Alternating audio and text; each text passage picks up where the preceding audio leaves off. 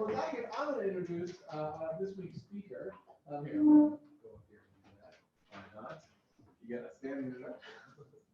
Okay, well, I'm delighted to introduce David Rehkopf as this week's Brown Bag speaker. David is a social epidemiologist and associate professor of medicine at Stanford University, having previously served on the faculty at UCSF. David received his doctorate at the Harvard School of Public Health and an MPH here at Berkeley, where he also, after the doctorate, completed an RWJF Health and Society Scholar postdoc. He's the author of over 100 articles covering a range of topics, from polygenic spores to the AITC to aging, and appearing in such journals as the American Sociological Review. One of the things I like best about your CV is that is entered on your CV as the American Sociology Review. But it is an article that sociologists would give up several children for. But whatever, I don't even know what it's called. I really like that. All right, but also listed correctly, the American Journal of Epidemiology, the American Journal of Public Health, Health Affairs, and Social Science and Medicine. He's now engaged in some really exciting work tracing the long-term effects of the New Deal on population health, which we will hear about today. Please join me in welcoming David Rehkopf. That's super funny and embarrassing. Already something extremely productive for me coming out of this. You have to correct my CV.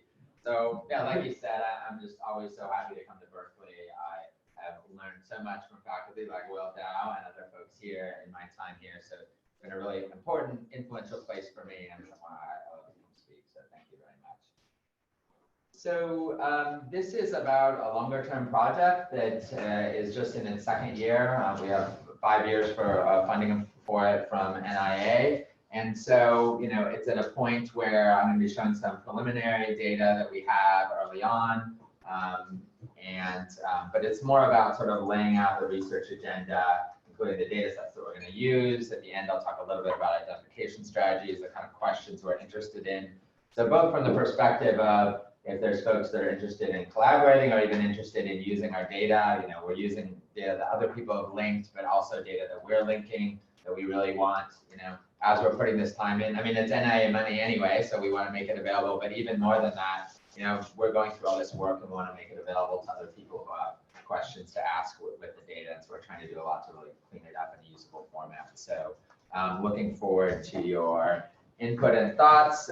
This is all joint with Seth Modrick, which is very equal in both of us working on this project together. And then also with really key is Yvonne Roberts at University of Minnesota in terms of the census data, the linkage, and then Rabbi Abramitski, who we're really leaning on and learning a lot from, both on the analyses, but in particular on you know, his work on the census data linkage.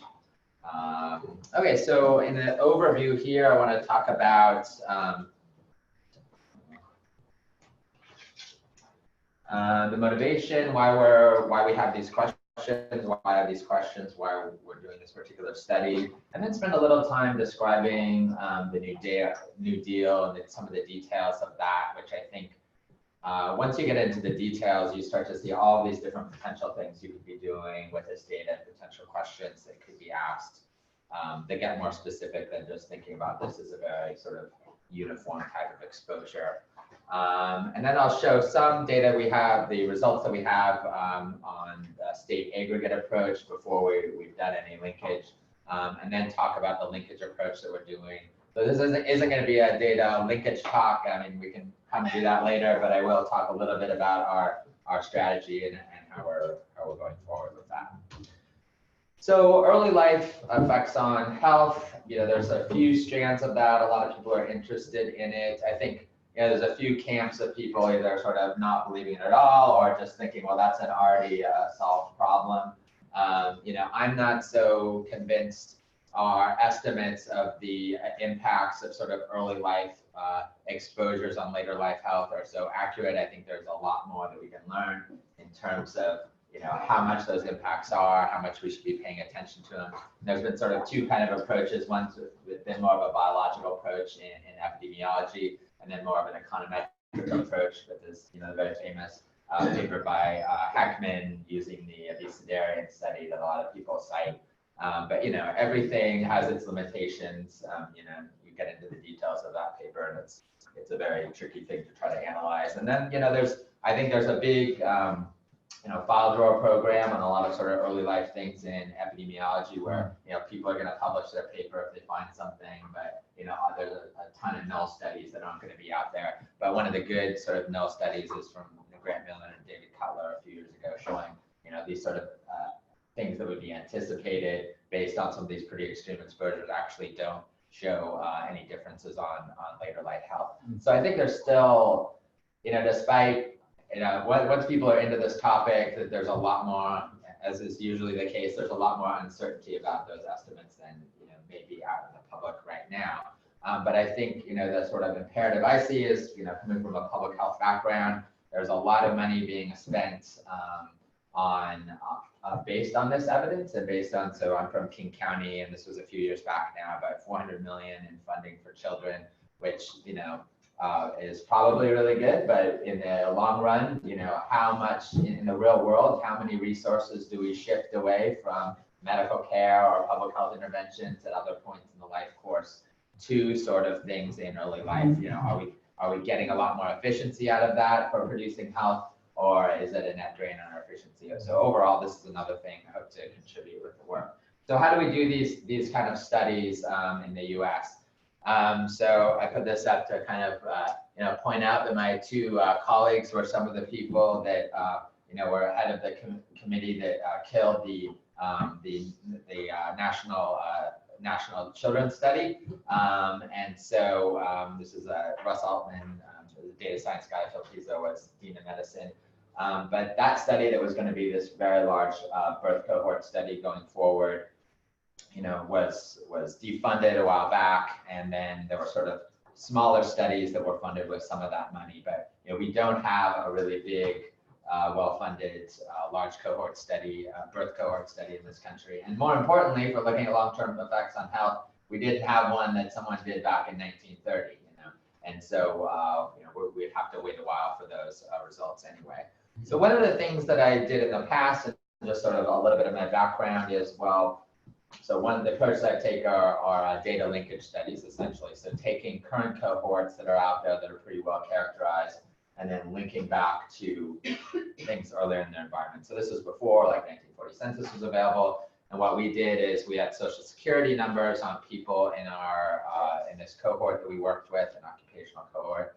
And you can use the first 3 digits of social security number to know the state where the card was issued. So we could come up with an estimate of where someone, where the card was issued, and so where they were likely to live early in life. This is extremely light, but it's the darkness of this is proportional to the effect size, so it's extremely light. So we looked at the state environment and some basic sort of socioeconomic measures, characterizing that state, urbanicity, average income, percent white, and employment, Gini, and education, and found, if looking at diabetes, hypertension, like 1 to 2%. We had a pretty large sample size, so we had pretty good confidence intervals. I'll just talk through that. I'm trying to read it, but you can look up this paper if you want more information. 1 to sort of 2% differences in some of these outcomes based on early life state of residence. But one of the things that always kind of I wanted to move beyond this paper is like, okay, so what does it mean if the state that you're born in has, a median income of this, a percent education? I'd rather something that was a little more policy relevant, had sort of a clear counterfactual, was a little more of an actionable type exposure occurring early in life. And the other thing is then from sort of a political economy of health, how do these things actually play out in the real world to influence health, not just taking kind of these static snapshots of characteristics of the population, but from a more sort of policy, political economy of health type of perspective. So I'm getting to the end of the introduction here, but one other thing that's very important for motivating my work in this area was the House Resolution 4174 and the promise of evidence-based policymaking. So this is, this bill a few years back between Patty Murray and Paul Ryan when he was still there. And it wasn't specifically related to health, but just in general, how does the government, how should they be collecting data? How should they be putting data together to get evidence for the actual impact of those policies? And so, they talked a lot about privacy, how to do that, and it's still moving forward under the radar, that we don't read about in the front page of the New York Times. But these things, I think, and at the state level in particular, are moving forward pretty quickly. But my big concern, so I think that's very good. My big concern about it is, it's much easier to do evaluations of things over sort of a 1 to 2 year period of time, something that's going to be changing quickly. And if that is going to be used as the case for the evidence, what are we missing out if we don't know about sort of the longer term potential benefits of policies? Because it's just much more difficult to get data to do that, and to get something, any sort of identification strategy, usually is harder with these longer term type of follow-ups. The final thing, and a final motivation for this work that's just come out recently is Susan Athey and Raj Chetty just posted this NBER paper on using the surrogate index approach, which people have been doing for a long time, but they're trying to formalize it a little more and bring together more data sources to say, what are the sort of these intermediate outcomes that we could get from sort of social experimental trials for the most part, that we could then link to understand longer term processes.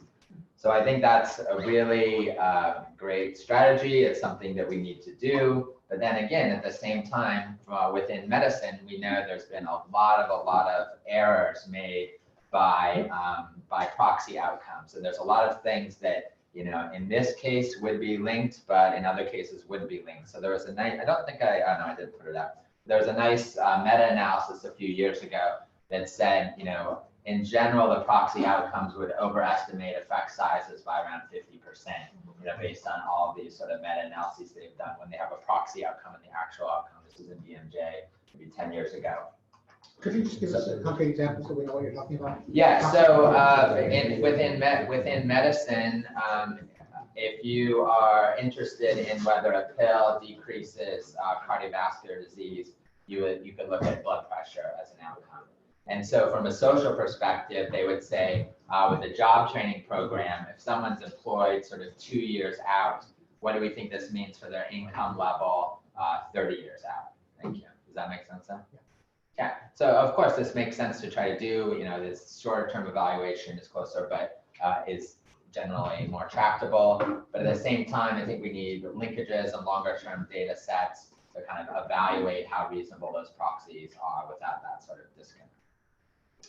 Okay, so next I want to move to talking about the policy that I am interested in here. And this was sort of thinking about, well, what were the big sort of national policies? What were the big things that would have influenced people's environment and socioeconomic position of their households early in life? And so the WPA is, is a well-known, the largest sort of infrastructure and spending program in the 20th century between 1935 and 1943. Hoover, in response to the Depression, had initial responses that were, ended up getting him kicked out of office. As soon as Roosevelt came in, started implementing these policies, and with a lot of sort of variation and intricacy. Actually, like the screensaver on it's not my computer, but there's this really cool from the Roosevelt Library. It's like the periodic table of the New Deal. And so it has all of these little squares for all the different programs, like the periodic table of chemistry, and then all the people who are involved in New Deal. And it's, so there's a lot of opportunity for getting at, as I'll talk about some of the differences in the way that spending occurred. But just to put the ballpark about the impact, in the population of the US was 132 million in 1940, and there were around 8.5 million individuals who are at some point employed by the New Deal during that period of time.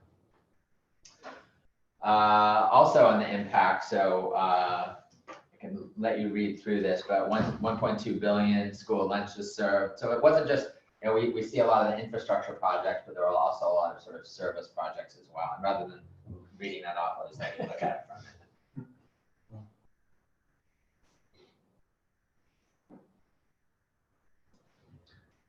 So is anyone here, I mean, there are actually maybe people, because it's based out of Berkeley, involved with the Living New Deal project? I've heard, I've contributed to it. Okay, excellent. Yeah, so it's an amazing product. Just Google Living New Deal, and it's a sort of a crowdsourced way of identifying New Deal projects all around the United States. And so there's a procedure for putting in information about a New Deal site. And so this just gives you an extent, sort of or a picture of all the different projects. And we can zoom in on Berkeley, and you know, many of these that people put in are murals that were from the WPA. But there's also, you know, you see a lot of post offices, public parks, other sorts of development. And so one of the things we're trying to do is, you know, potentially use some of this spatial data as, you know, getting at what people are actually exposed to in the environment as a result of New Deal projects. This is just on the sort of expenditure side. So this is on a log scale here, in billions spent, hundreds of millions spent, tens of millions spent, and millions spent. So highways, roads, and bridges, you know, are by far the most money was spent, just to give a sense of that. Then buildings, water and sewer, recreational facilities, sewing is still up there pretty high, conservation, airports and airways, recreation, education. So again, a wide range of things that money was spent on, but the bulk of it was on this highways and infrastructure. The way that, so we're also working with Gavin Wright as a consultant on this project, who's written a lot about the South and on the New Deal in particular, and he has a number of amazing books, if you haven't read them, on the topic, and papers. And one of the things that was so striking, and that, you know, it wasn't part of our original grant or proposal, but as I go on, I get and read more, I get more and more interested in the specific effects in the southern United States. And what happened in terms of development of the South, or at least infrastructure in the South during this period of time. And I'm not sure if you can read it, but this is the number of surfaced roads in 1930, and then the number of miles of roads built by the WPA in 1935 to 1943. So in 1930, Alabama had 20,000, it should be in miles, I believe. Yeah, road miles, 20,000 miles of roads. And then the WPA built 20,000 miles of roads. So they doubled the amount of roads in Alabama during this sort of 8-year period. And you can see this in other states as well. So there was a huge change. The other one that's fascinating to me, I'll just focus on this, is the percent of families in the South owning radios. This again is from Gavin's paper. In Alabama, it was 36% in 1935, and in 1946, it was 72%. So in a large part because of electrification. Yeah. Okay, so you think that's due to electrification? The radio one, yeah. A lot of it was due to, I mean, there was a lot of places that just did not have electricity. Yeah. So major impacts of these programs. So Price Fishback is the person who's done the bulk of work on looking at what the impacts of the WPA and New Deal spending are on a number of different outcomes. He has one paper on looking at health outcomes, which looks at child mortality over the period of time of the Depression. I guess really, yeah, child mortality. And so that's been the only paper that we could see that was evaluating any sort of health impacts of the WPA or any of these programs. And so that's the area that we're very interested in. So I'm going to talk now about this first paper that we did, our first analysis, maybe not a paper, but asking the study question, does emergency employment result in health benefits in later life for individuals who are exposed to the policy as children? And we're operationalizing this as a greater amount of employment from emergency relief at the state level is associated with lower later life all-cause mortality for children exposed to the program. Yeah. It seems like, from all the stuff you just showed us, one thing that's interesting here is that it may have been a temporary employment shock, but it was a really durable infrastructure shock. Like, we still use it. Yeah. Maybe that's a problem. Exactly. But like, so how, maybe you're talking about this, but like, how do we distinguish between like, it was good to hire a bunch of people, and those people built a bunch of stuff that was good for a long time? I will talk about that. Fine. Yeah. But the short answer is, I think when we do the individual linkage, we'll have sort of your area. So even if you weren't employed by the WPA, well, we'll get into it more when we talk about the individual linkage. There's also cohort differences you can look at. So at this point, we weren't doing any individual linkage, so we did not have sort of what your household was actually exposed to, or even what your county was. So before we had that data, we just used health and retirement study data, where location of birth, location in childhood, to look at the state levels of exposure, which probably isn't the most relevant exposure, but there is variation at that level. So here's variation in emergency employment based on the 1940 census. Again, this is an ecological exposure at the state level, and we get this information from the 1940 census. So I'll get into this later, but the 1940 census, which is now publicly available, has a question on it, whether the person worked on or was assigned to public emergency work like WPA, Civilian Conservation Corps, etc., during the week of March 24 to the 30th. So this is a single time point snapshot. These WPA varied over time. There's other data we can bring in to try to look at area variation temporally, but we're just using the snapshot from the 1940 census to look at the exposure. And it ranged from around 2% in the state to 10% in the state. Yeah. Are you going to discuss how this is implemented? Is it like the federal program and it just depends on the proportion of employee in each state, or do the states have some? So I might as well talk about that now, because this was kind of the WPA part. So it's a very interesting part of this. So Roosevelt, so the reasons for it, or the reasons why, it's a perfect time to talk about it. Why does this variation occur? So the official approach was based on relief and recovery and rehabilitation. And so one of the priorities was where is the most unemployment? Okay? The next priority was where are there actually projects that need to be done, or projects that we could do, like infrastructure projects. So, and then because they tended to be infrastructure projects, like you wouldn't see, places with more farms or things, receiving as much money. And then there was a third consideration that Fishback and actually Gavin and others have talked about, in that there was a political consideration as well, which was never talked about in the historical record of the New Deal. But now, as people have gone back, they've shown that you can predict some portion of the spending based on whether it was a swing state for the next presidential election. So whether they could influence a vote towards the Democratic. So that's sort of at the macro level. But for particular programs, there was some decisions at the overall federal level, but then there was a lot of local control over the spending. So which you wouldn't see at the state. So it was distributed to the state or distributed to the counties. You can correct me if I'm wrong on any of this, but then at the local level, there was more discretion, like by mayors and people in the cities, about where the money would be spent. And so I'll get to it later, but that's where you see some of the racial ethnic differentials in spending in a lot of the southern states, where blacks were underemployed because of sort of the local control. And so there was, in order to get this passed through, local control by states that were in general opposed to the New Deal spending, Roosevelt had to allow local control over some of the spending. But it was a constant fight during the program, but the way it played out was kind of a combination, but there definitely was local control as well. Does that answer it? Okay. Yeah. I mean, there was reports, in the South, a lot of resistance because it would undercut low wages for sharecroppers. Yeah. They had alternative. Yeah, absolutely. Mm-hmm. Yeah. Is this for men and women, or is it only women? This is for men and women. So there were a lot of, you can look, once you get into the individual census data, you can, and we've been doing this now, you can get into like the percentages hired in different types of jobs. You can also get into whether someone was hired into a different type of job, or the type of job that they'd held over a longer period of time. So you can look at those kind of effects of the WPA, which I think will be interesting to get into. Yeah.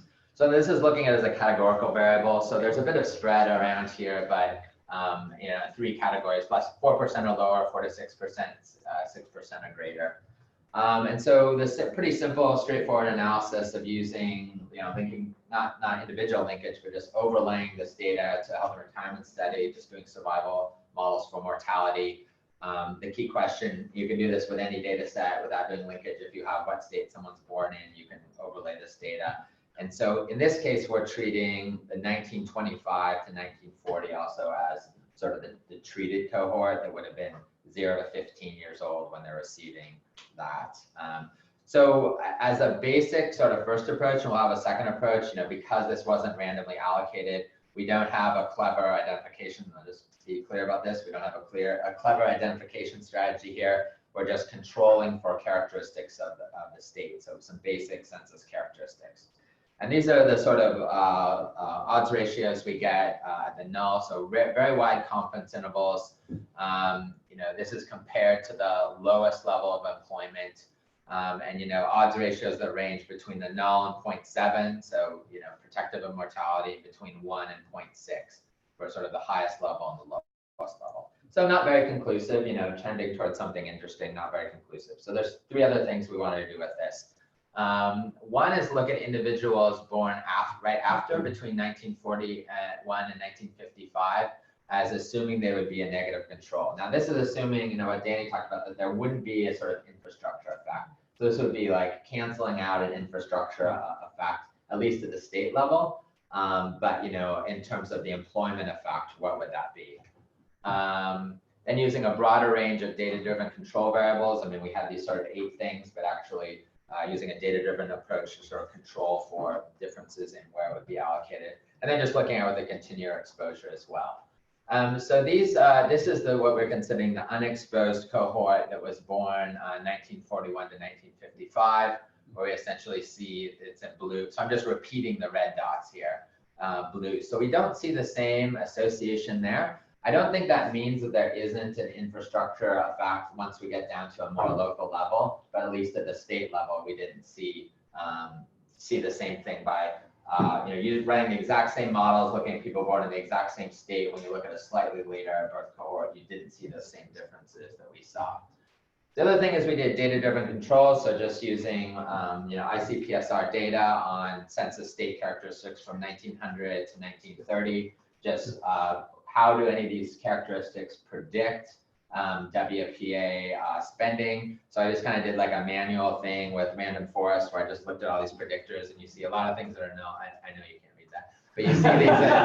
There's like, it's hard to make a font the way you can read 300 census characteristics. So these were sort of the top predictors that we had in this sort of data-driven model. A lot were highly correlated with each other, so we dropped some of those out. And these were sort of the data selected control variables, a lot that had to do with farm acreage, and then a lot actually getting to your point about female employment and unemployment. That generally there was employment for women during this period of time, and there were different jobs, but overall more of the jobs were tending to go to men, and especially if there were single-headed households. So we ran the same models, but controlling them for these variables. And that's in blue. So, even when we do this alternative model, data-driven controls, we get similar sort of estimates. So the thing is that we actually did replicate. It's 50 data points. Right? It's just, It's 50 exposures. 50 exposures on individual. No, not individual.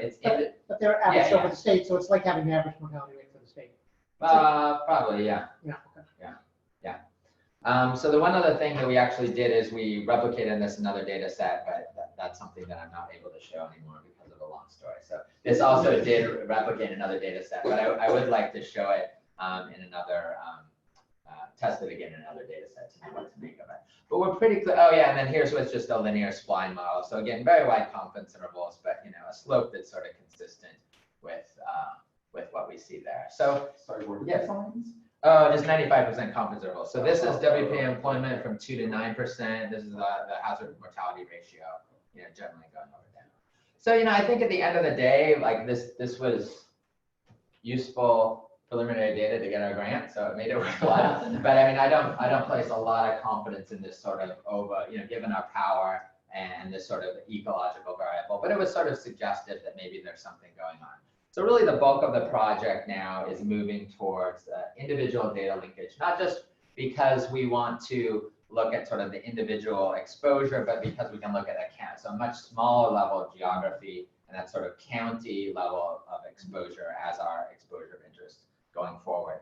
And so to do this sort of data linkage, which I know a lot of people here are working on and talked about, you really need the name in 1940. So just to back up quickly, 1940, after 72 years, census data becomes available to everyone, not just people who have an in at the census. And so you can use this data to link to an individual.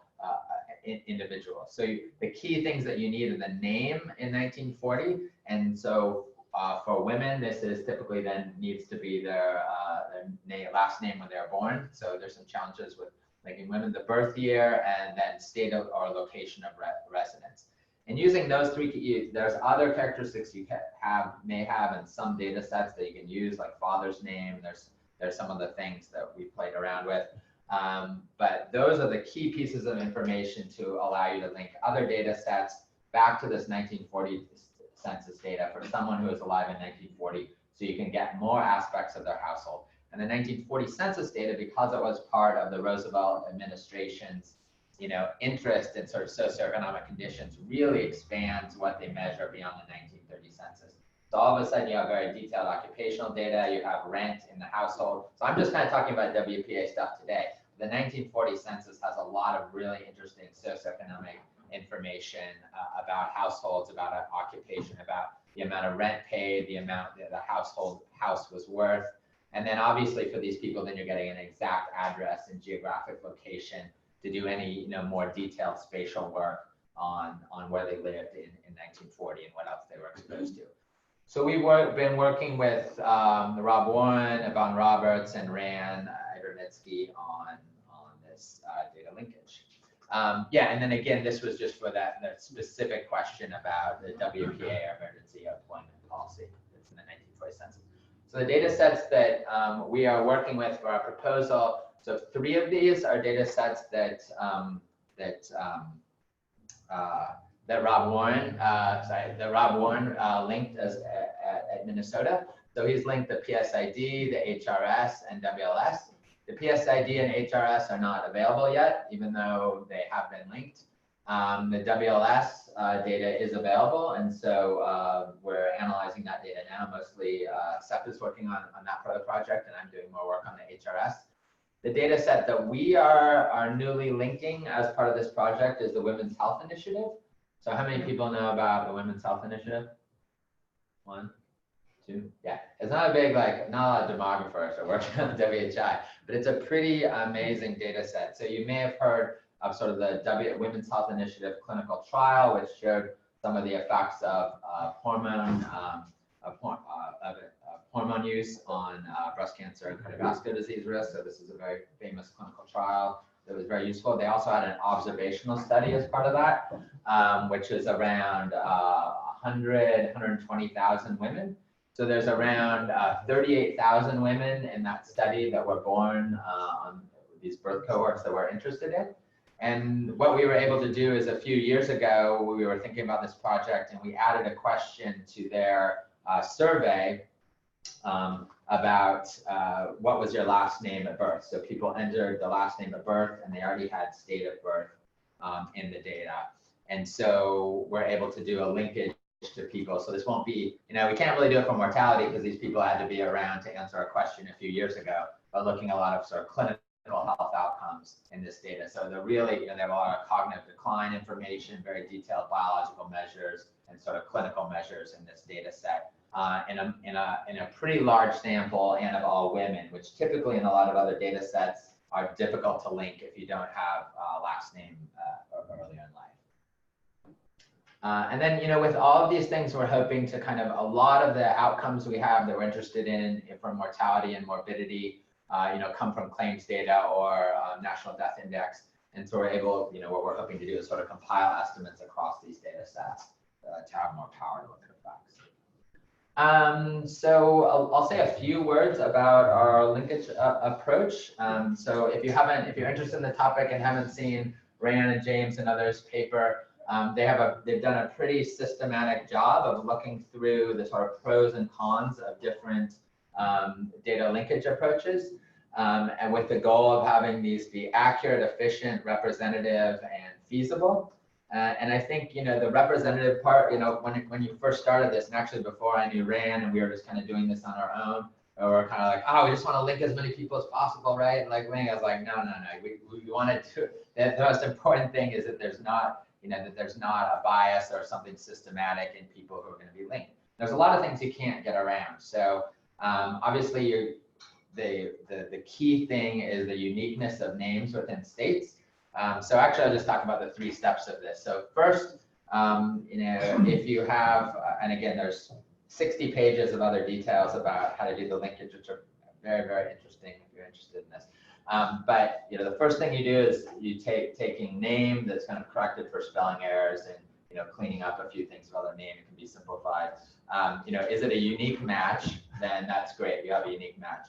If it's not a unique match, then it's essentially thrown out. There's nothing you can do about it. If there's James Smith, born in 1936 in New York, how many of those are you going to get? There's just no way of knowing which one should be linked. So essentially, through this process, you're going to have a systematic bias against more common names in larger states. And so at this point, our approach is just to try to characterize that. And the nice thing is we have a full, there's errors and there's people who weren't captured in the census. There's some undercounts in the census. But overall, a census is a pretty good, denominator to look at in terms of comparing how your matches go. So in this other data set that we can't look at anymore, what we did was, we looked at these cell sizes and, the number of people matched as compared to their distribution in the 1940 census over sort of education, region, race, household level of education, things like that, to try to evaluate how biased the matching was. Okay, so you throw those out. And then what gets interesting is if there were no exact matches, then you start to play around, and this is where all the differences come in between a lot of approaches. How much do you relax the assumption of the exact year match?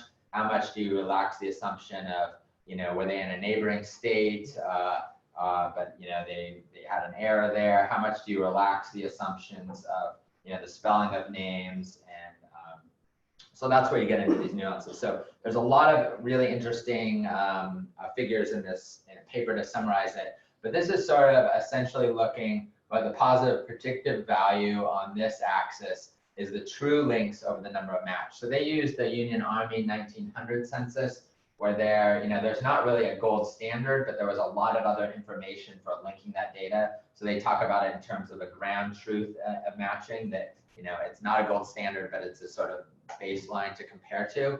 And then this is the number of correct matches over the number of observation.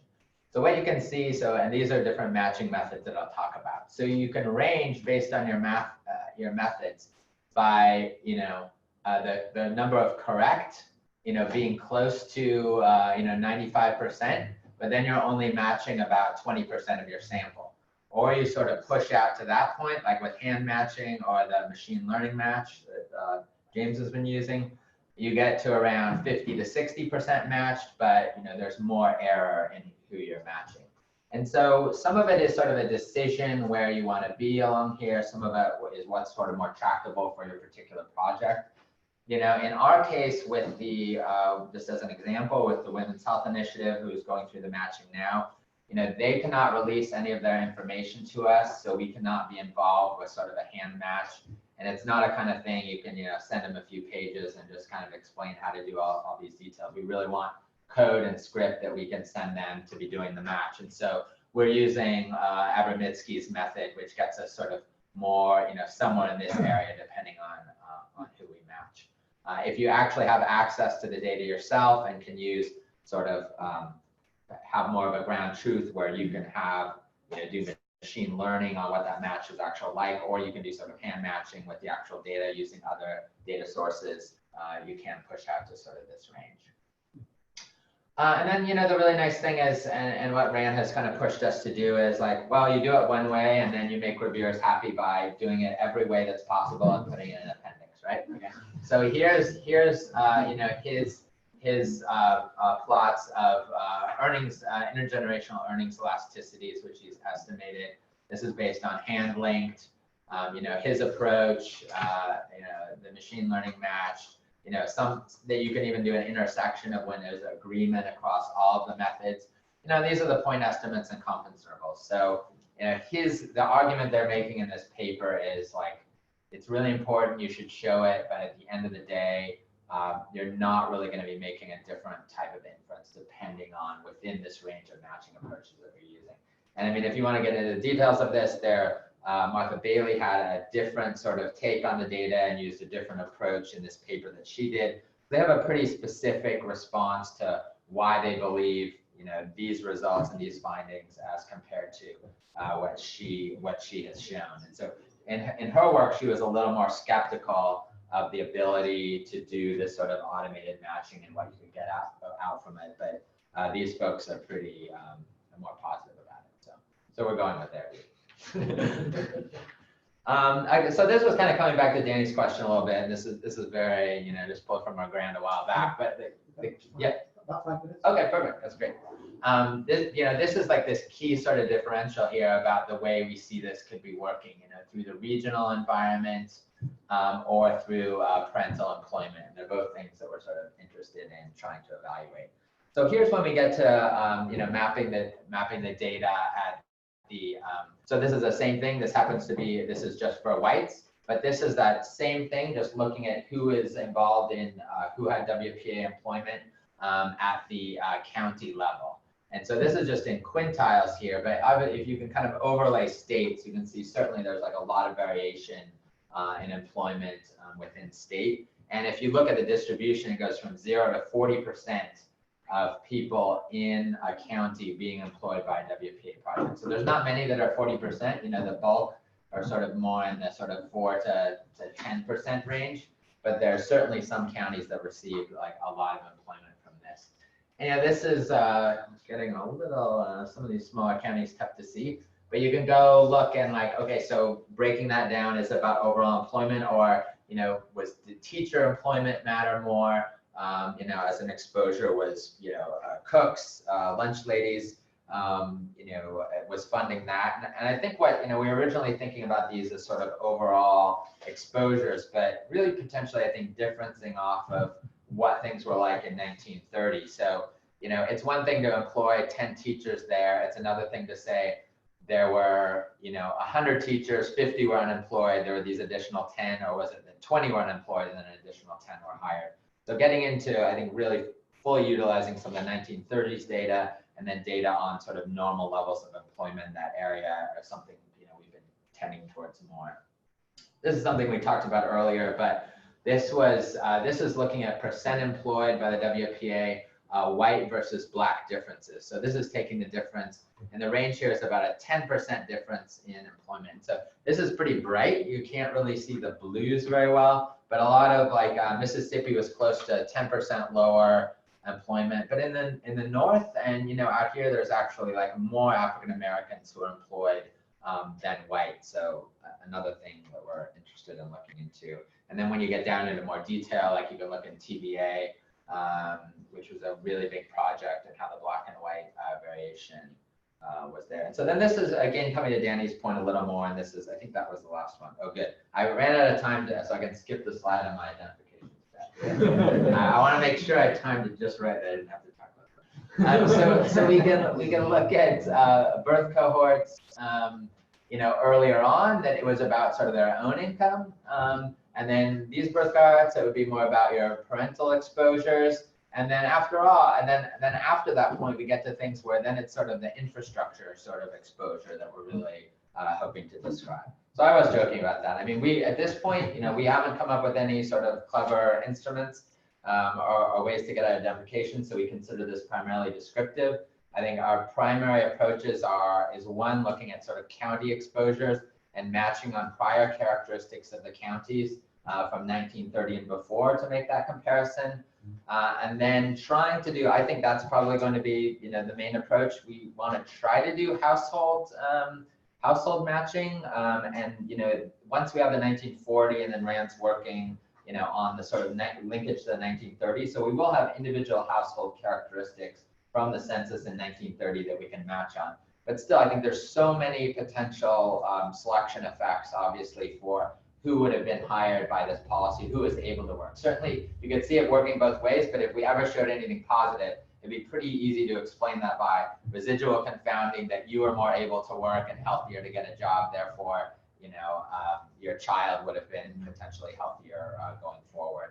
I think the swing state vote is something that some folks have used, in sort of a quasi-experimental way. I don't think we're going to hang too much on that, but it's something that would be interesting to discuss. And conditional on all those things that we know about, the sort of meeting the relief projects and meeting the demand from unemployment there. Conditional on that, it could be interesting, but so all right, so that's what I am. Thanks so much.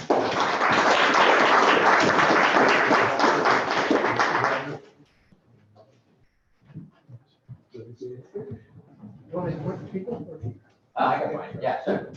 Yeah, your slide on like employment and sort of differences between one there. Yeah. This one. Yeah. Do we have estimates of population sizes in the different regions? Because what do those sort of look like if we're looking at population size? Like let's say like in the South, how many folks we had relative to how many were employed, and then what does that mean intergenerationally, right? Yeah.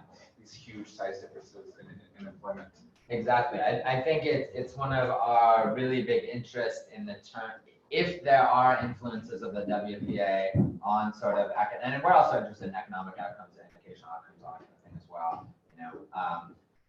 If there were these differences and Black African Americans were systematically excluded, how do you play that forward for health disparities now?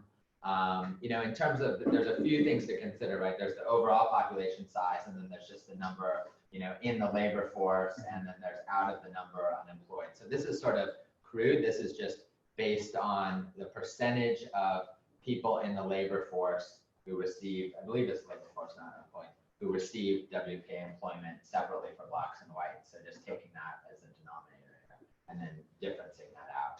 Cool. Yeah. So there's two channels. One is the experience of the child in the family as a function of whether the parent or two employed. Yeah. Now, it strikes me, my understanding that was often very quite episodic, that is, being in and out of WPA employment, partly depending on the circumstances of the family, partly depending on political circumstances, budgetary fights, and so forth. Absolutely. So that it's sort of a heroic assumption that somebody's father was employed for 6 months by WPA, then got 6 months of regular work, and went back to the WPA for 3 months. Yeah. That's going to be hard to find. So that was one point. Okay. The other point is on the infrastructure. Do you have the data, or is this what you're depending on living in deal for? Now, what kind of infrastructure? I mean, a sewer plant versus a paved road have different implications for. Absolutely. Yeah, so I'll take your second question first. So the Living New Deal was kind of what we put in the proposal and first thought of, but we're not convinced that that's systematic, in terms of how things are identified. So I'm kind of like, I don't want to say we've abandoned it, but we take that as one sort of thing. I actually think we haven't found, and again, we have some time and we'll go to the archives and continue, and I'll have a meeting with Gavin to talk with him more about this, kind of other systematic data that would enable us to do that. I think that would be sort of the best possibility. I think a medium possibility that we're interested in is looking at the local types of jobs that were employed. So that we can infer a lot by sort of that, like in that county, it was 20% of the people employed were teachers, and like 70% were construction, it was manual labor jobs. And so based on the occupational data, we can make some inference about the type, or a health worker, we can make some inference about the type of projects that were there. So I think doing it globally, but then I think, focusing on particular areas of the country where more is known about particular large infrastructure projects, like the Tennessee Valley or other parts of the South, then we may be able to get better sort of infrastructure information from those type of studies. But I think we really scratched the surface on it. I mean, if you think about, like, if we want to get there's really specific about roads or something, and there'd be data sources that we could get that documented some of the changes between 1930 and 1940. So getting to your first question, which is really important, that's a more problematic issue. But what we've done is we have looked at so you can be employed for up to 2 years, then you have to get off the job, you can get on a new job. It was extremely episodic. For the data that we're using right now, that's very systematic. It's a single snapshot in 1940, which was very different than the type of programs that were being spent. So, I mean, one way to address that is if we can shift over to finding data on more specific infrastructure projects. But the other data sources to characterize areas. And we have actually looked at, over time, the amount of overall WPA employment by county from 1934 to 1940. And the overall amount of employment doesn't vary that much. So I feel more comfortable with that type of exposure when we're talking about the area or county sort of dose as compared to sort of the individual level exposure, which would just have so much more error in it depending on that snapshot. Yeah, that's it. I'm going to tie your two research projects together. I'm curious to see what you say. So, like, if you were to take a huge bag of money and go to Nicoya, Costa Rica, and offer them a kind of WPA style infrastructure project, or infrastructure plus all the rest of the WPA stuff. Yeah. Like, how convinced are you really that you would see improvements in longevity, 50 years down the road? Like, I'm just wondering if you could kind of go back in time and tell people, here's what we'd really like to look at. Would it be these long run outcomes that you have here? I get why you're doing it.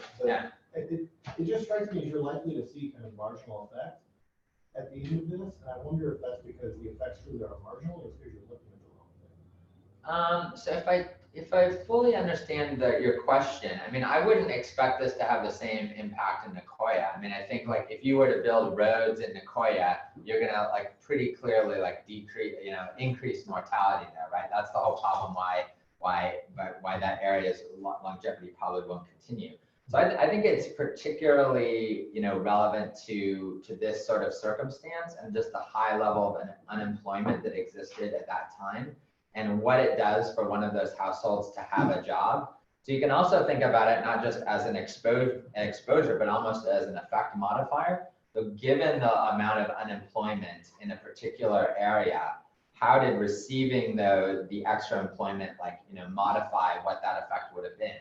So I mean, in Fishback's paper on the child mortality, his sort of premise that he wanted to explain was the fact that child mortality didn't decline in the same way as you would have expected it to during the Depression. And his theory is that it was sort of buffered by some of these New Deal programs. So I think, based on his work, I think it's more suggestive to me that it actually would have some of those impacts, given the amount of,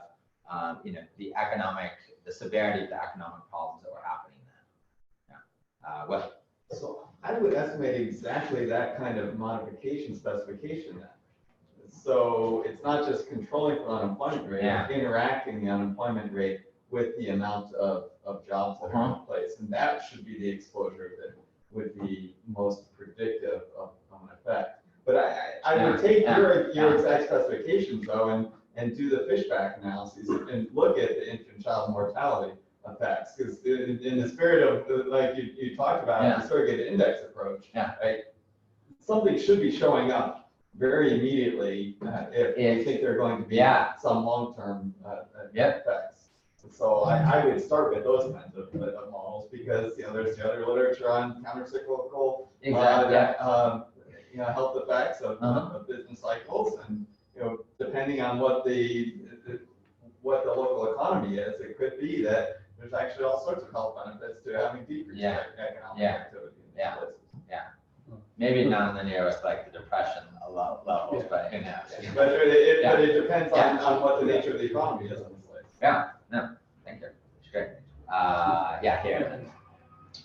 So my question is about the individual level analysis. Do you really not explored any avenues for how to identify the individual level effect? I mean, you have the question, did you work for, were you in one of these programs? And you or we could see what their mortality was, those people versus the others.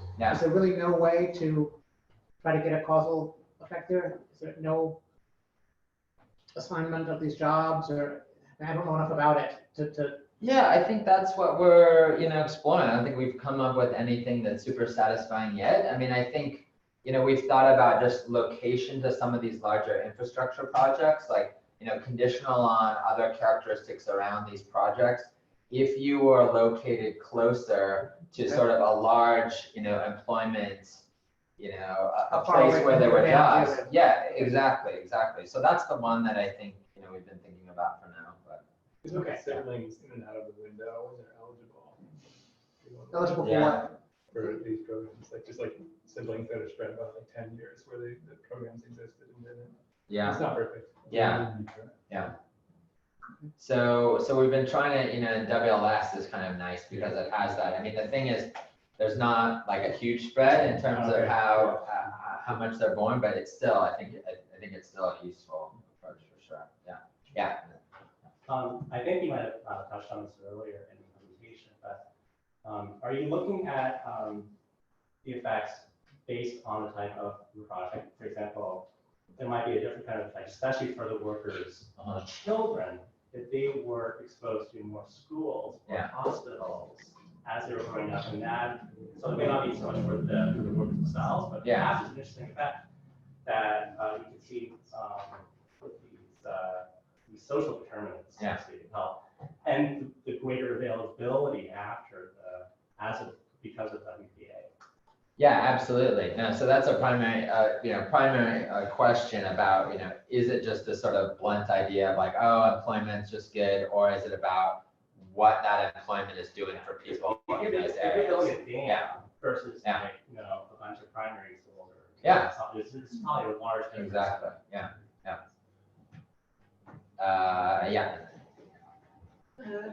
Are there a lot of spillover effects of that program in the sense that depending on the nature of the projects, in the sense that if you build a lot of buildings and you're going to need some more materials and maybe some architects and so do you see, for instance, differences in increasing wages in your rural area and also differences by states? So we haven't looked at, that's a really interesting question about just not the spillover effects of the projects, but just if there was more employment from that was the thing that they tried to avoid with the program, because that's what, that's what people were in those areas were concerned about, and employers and, business owners were very concerned that wages would be increased because of that. So they tried to avoid it, but I haven't seen, I don't know if that ever came up in any of Fishback's work or not, but I haven't seen evidence on it. That's an interesting question. Yeah. So one comment, one question. So the comment kind of comes from this talk with Claude, which is about identification. Could you do more politics? Like, you have swing states, but like, is there something about having your congressman be the chairman of this, or is there some exogenous thing with seniority on committees where so-and-so retired in 1928, and so like a real mapping of these kind of like political dynamics to try to get some. The second question is like, I understand that you don't have an identification strategy for the New Deal, but I would like you to have two identification strategies, ideally. One for that, and then the other for the later life potential dynamic complementarity, where maybe it's the early investments have the maximal effect when there is more investment later on. So like Rucker has this paper where he's trying to argue this around schooling and outcomes, and it's an idea that it's not the Barker stuff, it's more the heck stuff. So are there well-established instruments that you could use for later, for people in their teens, where it's like, it's not just that early is enough, maybe there's something really valuable about continual investment. So kind of an interaction between that and what happened later. I mean, all of these data sets are, we have from whenever these cohorts were started in the 80s and 90s, I mean, we have the locations where people lived. So, I would think it would be possible to overlay anything on top of that. Yeah, I mean, any other things that people are using, it's a great idea. Okay. So I know this is not the focus of your research, but I'm very intrigued by the non-unique names. Specifically, what are your thoughts on what is unique when it comes to a population of non-unique names? Like, I have a unique name, so I imagine if I would have a non-unique name, I would feel like an affinity with all the John Smiths of the world, and maybe like my well-being would be higher because I would have this instant community of Jeff Smiths or whatever. I don't know, I'm just wondering. I get along with David pretty well. I don't know. There's a lot of interesting things there that I've never thought about before, and about the unique names. And I think it's pretty uncharted territory. The one thing we were talking about earlier is sort of, if there's more common names among African Americans, that there'd be sort of some underlinkage there, or especially African Americans who change their name later, maybe more difficult. So yeah, there's a lot of unknowns where I think there's a lot of descriptions that can be done just of the data that would be useful in terms of thinking about, there's been some things about like, in the econ literature about popular names or unpopular names and the SES of that distribution, which I don't know if that kind of thing was going on back in 1940, the Ashleys or whoever else, but yeah. Thank you so much.